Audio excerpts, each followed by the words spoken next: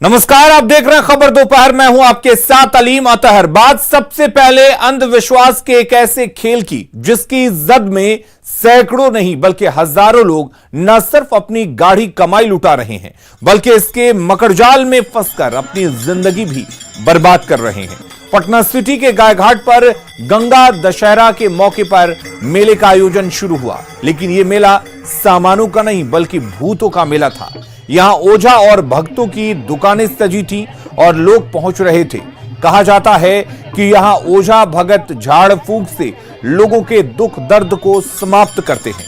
कई लोग अपने बीमार परिजन को लेकर पहुंचे थे, जिनको यह लगता है कि उनके परिजन को बीमारी ने नहीं बल्कि भूतों ने बीमार बनाया है। यहां ओझा भगत ये दावा करते हैं कि वो इंसान के शरीर से बुरी आत्माओं को निकालते हैं और उन्हें बीमारी से निजात दिलाते हैं। प्रशासन के नाक के नीचे यह खेल घंटों चलता रहा, बावजूद इसके प्रशासन ने कोई कार्रवाई नहीं की, बल्कि बलपूर्वक कार्रवाई करने में प्रशासन ने यह कहते हुए असमर्थता जताई कि यह आस्था से जुड़ा विषय है। हालांकि प्रशासन ने यह जरूर कहा कि उन्हें घाट से हटाया जाएगा।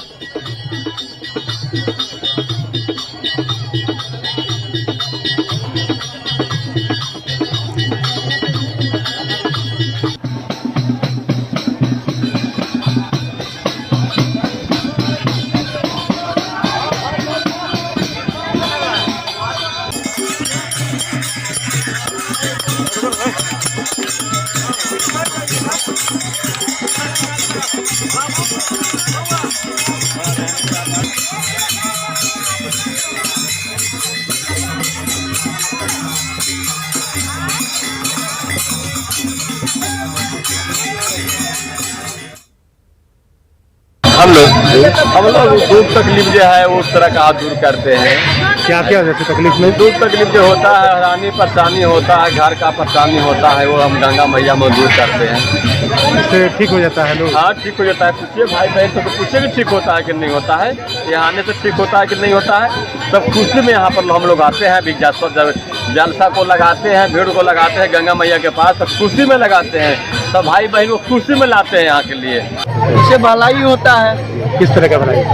जो दुख दंत है उसको दूर किया जाता है। जो भी दुख में लोटे हुए दावा बीरो चला रहे ठीक नहीं हो रहे, इसे झाड़ फूंक करने से ठीक हो जाता है। क्या क्या बीमारी का इलाज होता है? बीमारी भूत को बेमत को होगा और क्या होगा।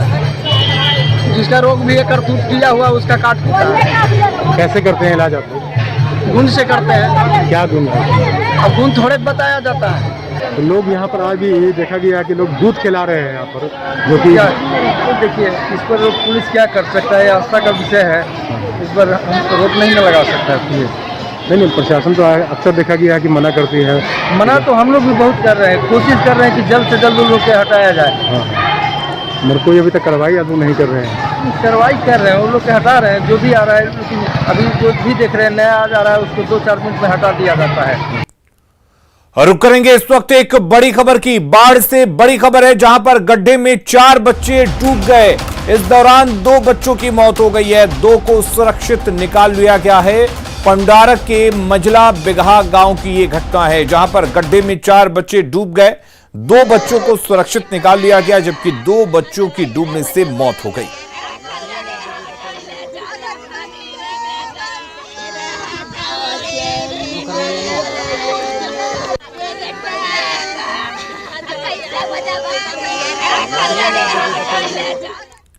अगली खबर का रुख करते हैं। दरभंगा में हुए ब्लास्ट के बाद से ही एजेंसियां जांच में जुटी हुई हैं। एटीएस की टीम ने अब दरभंगा पुलिस से पुराने संदिग्धों की जानकारी मांगी है। पुलिस ने 2001 से 2013 के बीच जो स्थानीय लोग संदिग्ध गतिविधि में शामिल थे उनकी पूरी सूची मांगी है। खबर यह है कि दरभंगा पुलिस इनकी पूरी लिस्ट तैयार कर रही है। एटीएस का शक इसलिए ज्यादा गहरा रहा है क्योंकि मोहम्मद सुफियान के बारे में अब तक जानकारी नहीं मिल पाई है और भेजे गए पार्सल का नंबर और पता फर्जी है।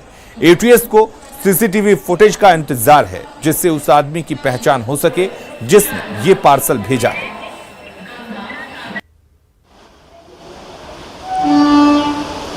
स्टेशन के पार्सल में हुए धमाके के बाद से ही सारी एजेंसियां जांच में जुटी हुई है।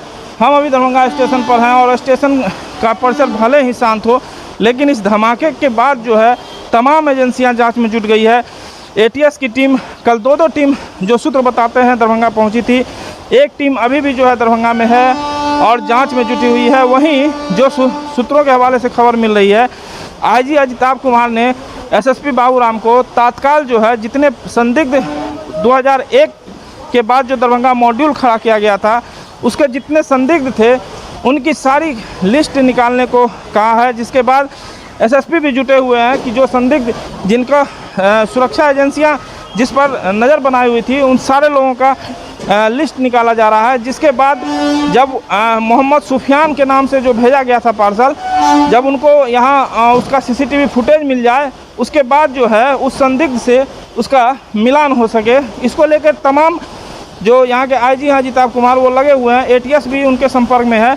तो यहाँ पे सारी जो लिस्ट है वो तैयार हो रही है और ये मॉड्यूल इसलिए उस ओर इशारा करता है कि जो 2001 में भी इत्र के कारोबार से और हेमोपैथिक दुकान के कारोबार से इस मॉड्यूल को तैयार किया गया था और इस बार भी रेडीमेड कपड़े की व्यवसाय से जुड़ा हुआ जो है ये चीज़ है। तो इसी के लिए दोनों तथ्यों को जोड़कर एटीएस पुलिस और लोकल जिला पुलिस इस ओर जो है जांच को बढ़ा रही है। तो सारे संदिग्धों की जो लिस्ट है वो तैयार किया जा रहा है। तो देखना है कि जांच आगे किस दिशा में पहुंचती है। यहाँ से जो जीआरपी प्रभारी गए थे वो भी देर रात वहाँ पहुँच गए हैं सिकंदराबाद। वहाँ जो अब आज सीसीटीवी फुटेज जो है निकाला जाएगा, उसके बाद तस्वीर आएगी और यहाँ तस्वीर जो संदिग्ध है उससे मिलान होगा। यदि कुछ बातें निकल के आती है तो फिर एटीएस जो है ज़मीनी स्तर पर जाके छानबीन करेगी और छापामारी करेगी। इंतजार उस सीसीटीवी फुटेज का है। विपिन कुमार, न्यूज़ 18 दरभंगा। और रुक करेंगे इस वक्त एक बड़ी खबर की। सीवान से बड़ी खबर आ रही है जहां पर जुड़कन गांव में बम फटा है। एक बच्चा और एक युवक इस दौरान घायल हो गया है। बच्चे को लेकर ये युवक दुकान जा रहा था, उसी दौरान रास्ते में झोले में रखा हुआ बम फट गया। पुलिस घटना की जांच में जुटी हुई है। हुसैनगंज थाना क्षेत्र के जुड़कन की यह घटना बताई जा रही है। और मृत्युंजय हमारे साथ जुड़े हैं इस खबर पर ज्यादा जानकारी के लिए। मृत्युंजय, क्या कह रही है पुलिस इस धमाके को लेकर?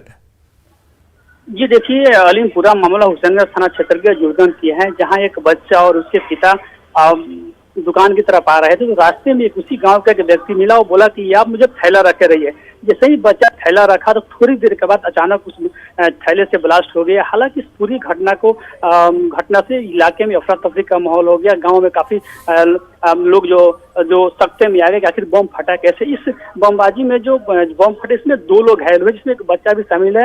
इस घटना के बाद तुरंत वहां पुलिस पहुंच मामले की जांच करे कि आखिर क्या मामला है। जैसे लेकिन हमारे जो वहाँ पुलिस सूत्रों से बात हुई तो उनका कहना था कि देसी बम था और उसी गाँव के किसी व्यक्ति द्वारा रखने को कहा गया और जैसे ही बेचा रखा तो अचानक बम ब्लास्ट हो गया। इस पूरी घटना को लेकर जो सीवान पुलिस है घटनास्थल पर पूरे मामले की जांच कर रही है। वही इस हादसे में 2 लोग घायल हुए हैं। जी मृत्युंजय, आखिर वो कौन शख्स था जो बच्चे को ये बम रखा हुआ झोला पकड़ा कर चला जाता है और धमाका हो जाता है? क्या उसकी पहचान हो पाई है? क्या बच्चा या उसके साथ जो युवक था वो पहचान पाए उस शख्स को? हाँ जी, उसके जो बच्चा है उसके पिता द्वारा उस व्यक्ति को पहचान लिया गया है। पुलिस उसको पूरे मामले की तहकीकात कर रही है। बताया जा रहा है कि वो जो युवक था वो उसी गांव का रहने वाला था और उस पर जान पहचान का वो दिया। फिलहाल पुलिस से पूरे मामले की जांच करे कि आखिर वो बम कहाँ से है, लेकिन ये बताया जा रहा है कि वो देसी बम था। तो अब सवाल यह है कि आखिर वो देसी बम युवक को क्यों दिया और वो लेकर कहाँ जा रहा था। इस पूरे बिंदु को अगर बात की जाए, सीवान पुलिस गंभीरता से लेते हुए पूरे मामले की तफ्तीश कर रही है। जी चलिए, बहुत बहुत शुक्रिया आपका तमाम जानकारी देने के लिए मृत्युंजय।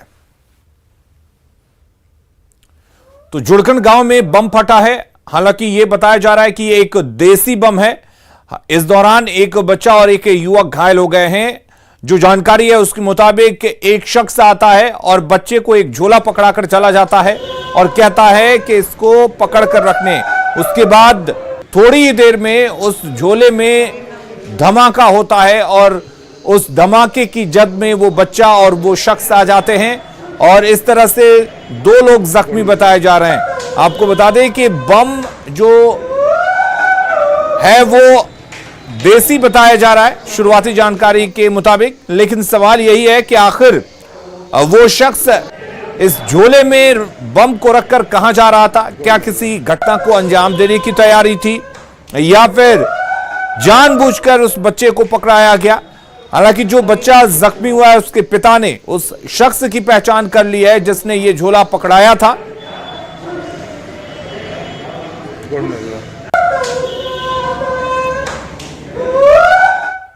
झारखंड के गोड्डा से हैरान करने वाली खबर सामने आई है। यहां देवदाड़ में एक महिला कोरोना की वैक्सीन लेने गई थी।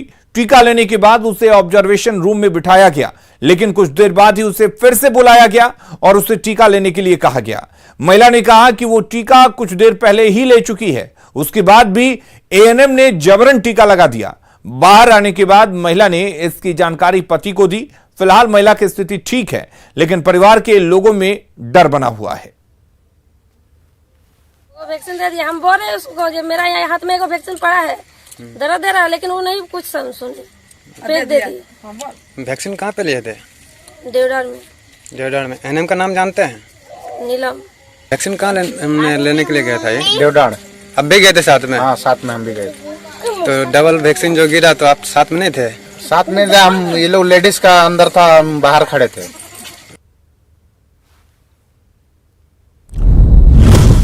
और स्वास्थ्य विभाग के इस लापरवाही के बाद से कई सवाल उठ रहे हैं। महिला को जबरन दोबारा क्यों टीका दिया गया? सवाल यह भी कि क्या एएनएम की ट्रेनिंग नहीं हुई थी? क्या प्रॉपर उसे ट्रेनिंग नहीं दी गई थी? सवाल यह भी है कि महिला के स्वास्थ्य पर आखिर क्यों नहीं नजर रखी गई? जब इस तरह की गलती हुई तो मामले को दबाने की आखिर कोशिश क्यों की गई? साथ ही सवाल यह भी है कि दोषी एएनएम नीलम पर आखिर कब कार्रवाई होगी? और सबसे अहम सवाल यह कि महिला की जान के साथ आखिर खिलवाड़ क्यों किया गया?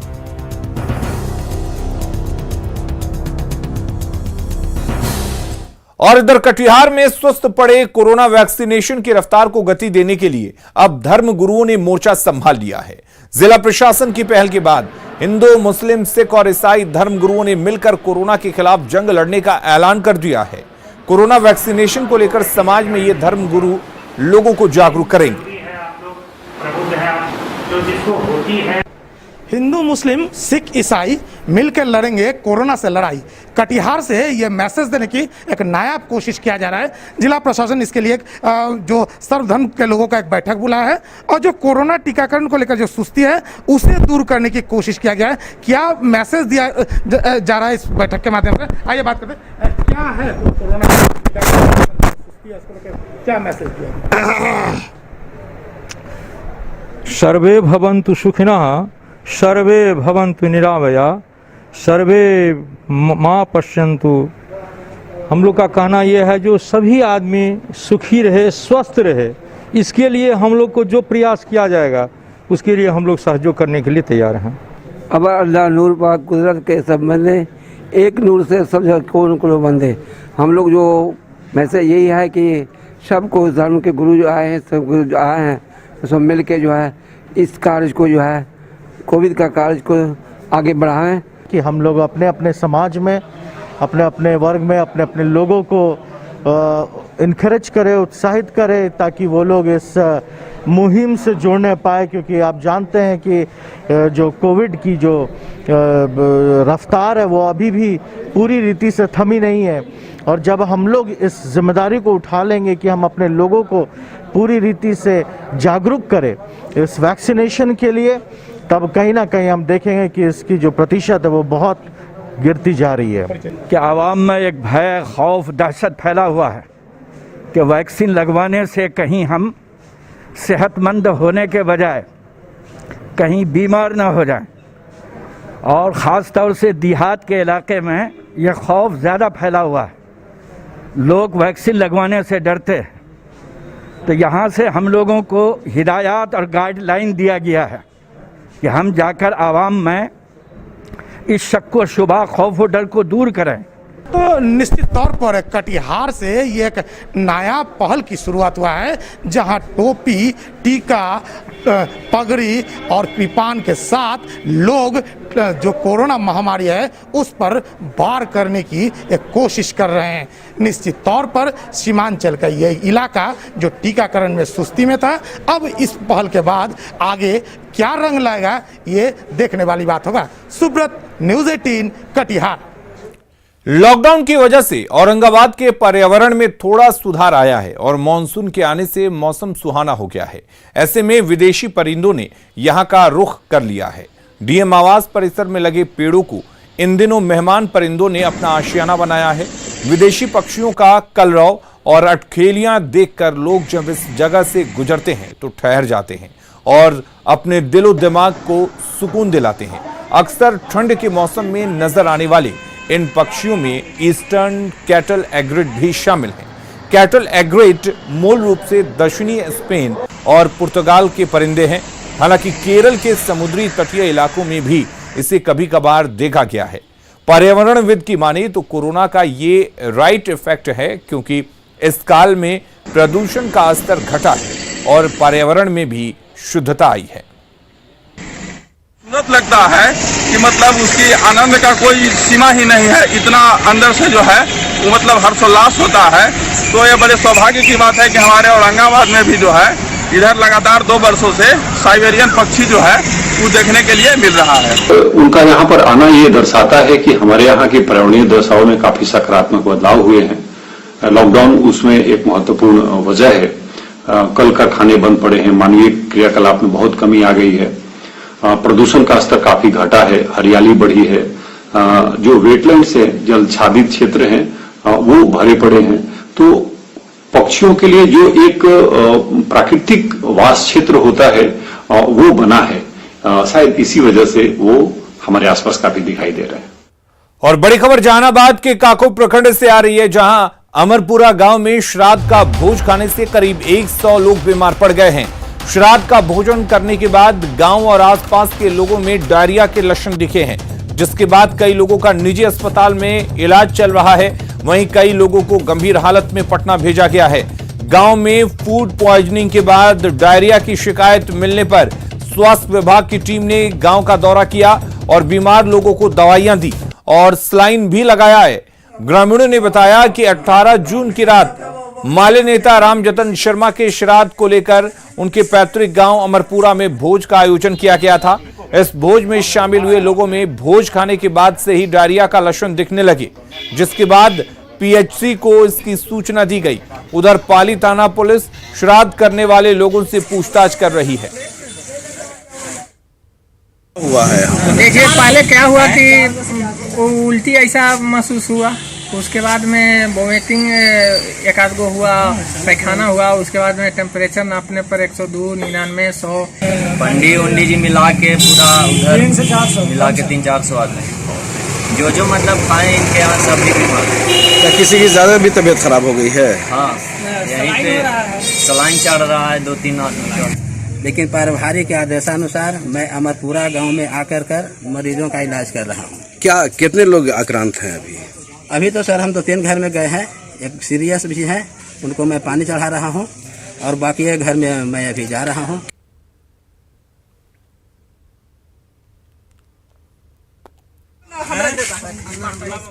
माई joy and sorrow as a mother of special child, ये उस किताब का शीर्षक है जिसे मशहूर लेखिका डॉक्टर कृष्णा सक्सेना ने लिखा है, जिसमें उन्होंने एक स्पेशल चाइल्ड के मां होने के प्रेरणादायक अनुभव साझा किए हैं।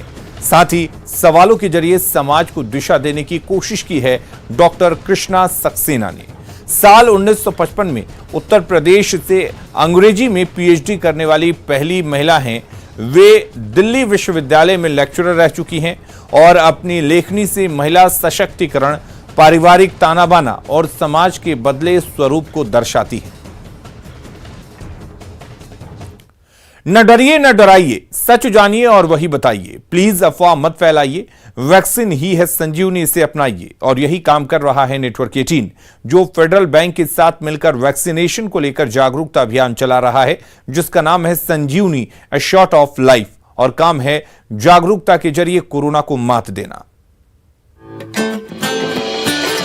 टीका लगा वो जरा टीका लगा, जब अपनी बारी आए टीका लगा, हो ये जो ढाल सी है वो कमाल सी है, संजीवनी आई यहाँ। टीका लगा वो जरा टीका लगा, वो जरा टीका टीका टीका टीका लगाया क्या?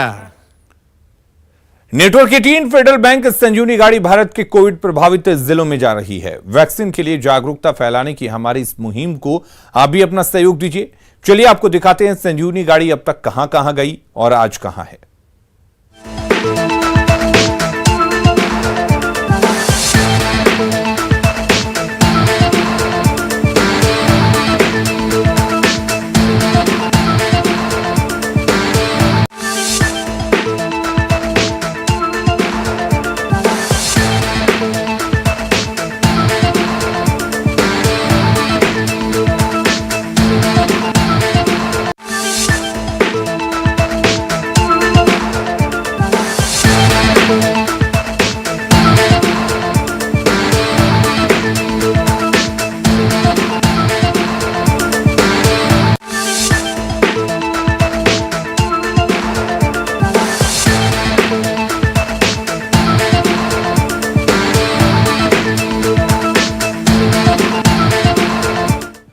खबरें लगातार जारी हैं, आप बने रहिए न्यूज़ 18 बिहार झारखंड के साथ।